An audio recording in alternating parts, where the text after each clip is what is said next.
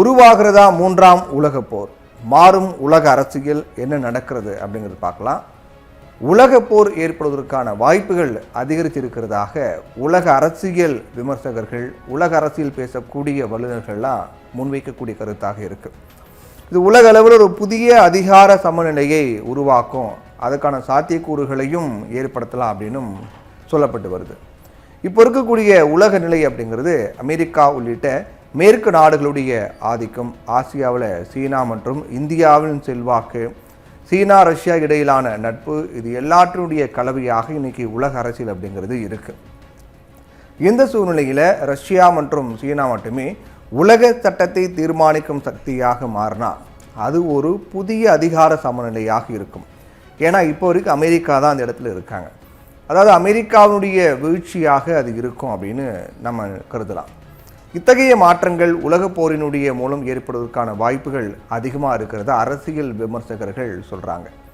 Israel பாலஸ்தீனம் மோதல், Israel Iran Lebanon போர், Ukraine Russia போர், வடகொரியா தென்கொரியா போர், அந்த மாதிரி நிறைய நிகழ்வுகள் உலக போர் அபாயத்தை அதிகரிக்க செஞ்சிருக்கிறது. முழு அளவிலான உலக போர் ஏற்படுவதற்கான வாய்ப்பு 2 ஆண்டுகளுக்கு முன்பு 35% இருந்துச்சு. இப்போது 50% அதிகரித்திருக்கிறது உலக போர் ஏற்படுவதற்கான வாய்ப்புகள்.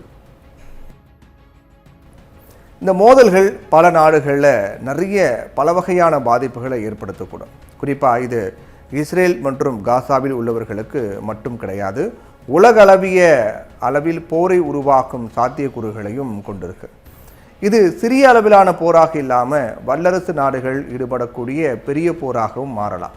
வடகொரியா தென்கொரியாவிற்கும் சொந்தமான தீவின் மீது கடந்த சில வாரங்களுக்கு முன்பு பீரங்கி தாக்குதல்களாக நடத்தப்பட்டிருக்கு.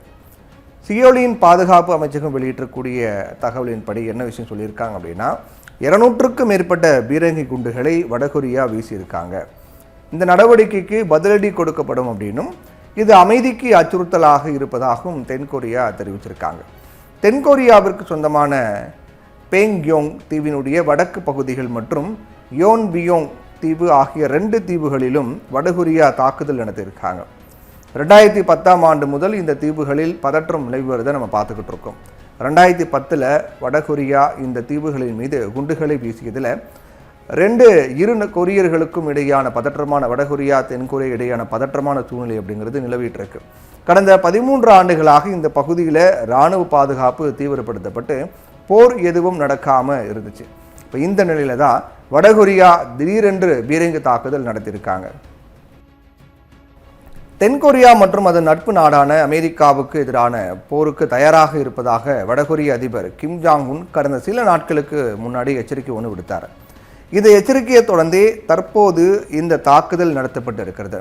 தென்கொரியாவிற்கு வடகொரியாவிற்கு இடையிலான பிரச்சனை தீவிரமடைந்திருக்கக்கூடிய நிலையில் சில ஆண்டுகளுக்கு முன்பு 2 நாட்டு அதிபர்கள் பேச்சுவார்த்தை நடத்தினாங்க. அவங்க எல்லைகளை கடந்து நட்பை வெளிப்படுத்தினாங்க. ஆனால் இப்போது 2 நாடுகளுக்கும் இடையே மோதல் போக்கு நிலவிட்டு இருக்கு. இது போராக மாற வாய்ப்பு இருக்கு அப்படின்னும் சொல்லப்படுது. உக்ரைன் ரஷ்யா மற்றும் இஸ்ரேல் பாலஸ்தீனம் போர் ஆகியவை எல்லை மீறி சென்று முழு அளவிலான போராக மாறி இருக்கிறது. ஒரு முழுமையான உலக போரின் முதன்மையான ஆபத்து அமெரிக்காவும் சீனாவும் அல்லது சீனாவிற்கு பதில் ரஷ்யாவும் நேரடி மோதலில் ஈடுபடுவதற்கான சாத்தியக்கூறுகள் தான். இந்த 2 நாடுகளும் போரில் ஈடுபட்டால் அது உலக போராக மாறும். ஆனால் இப்போதைக்கு சீனா இதில் நேரடியாக தலையிடவில்லை, அமைதியாக இருக்காங்க. இந்த 2 போர்களும் புதிய உலக ஒழுங்கை உருவாக்கும் போராக மாறப்போகிறது. இவை பெரிய விளைவுகளை ஏற்படுத்தலாம்.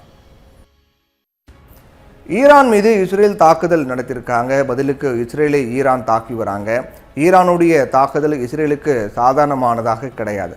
இது இஸ்ரேலுடைய அடித்தளத்தையே அசைத்து பார்த்தது போல் இருக்கு அப்படின்னு இஸ்ரேல் தனது பாதுகாப்பு அமைப்புகள் மூலமாக 99% ஏவுகணைகளை தடுத்து விட்டதாக சொன்னாலும் ஈரானின் 80% ஏவுகணைகள் இலக்கை தாக்கி இருக்கிறதாக உலக போர் வல்லுநர்கள் சொல்றாங்க. இதற்கு இஸ்ரேல் மீண்டும் பதிலடி கொடுக்கும், அது போரை உருவாக்கும். ஏற்கனவே பல நாடுகள் போரில் ஈடுபட்டிருக்கக்கூடிய நிலையில் இஸ்ரேலின் பதிலடி உலக போரையை உருவாக்கும். முக்கியமாக அமெரிக்காவை போருக்குள் இழுக்க இஸ்ரேல் தீவிரமாக முயற்சி செய்து வருது. இஸ்ரேல் பாலஸ்தீனம் லெபனான் ஈராக் எகிப்து சிரியா அமெரிக்கா சவுதி அரேபியா ஆகிய நாடுகள் போரில் நேரடியாக ஈடுபட்டிருக்காங்க. இதில் லெபனான், ஈராக், எகிப்து, சிரியா, பாலஸ்தீனம் இவங்க பக்கம் இருக்காங்க. தற்போதைய சூழ்நிலையில் சுமார் 10 அதிகாரமிக்க நாடுகள் போரில் ஈடுபட்டிருக்காங்கன்னு சொல்லலாம். ரஷ்யா மற்றும் சீனாவும் இதில் தலையிட்டிருக்காங்க. இது உலகப்போர் உருவாகும் அபாயத்தை ஏற்படுத்தி இருக்கிறது. இந்த போர் முடிவு, பதற்ற முடிவு அப்படிங்கிறது ஒரு மிகப்பெரிய அரசியல் மாற்றத்தை ஏற்படுத்தலாம் அப்படின்னு சொல்லப்பட்டது.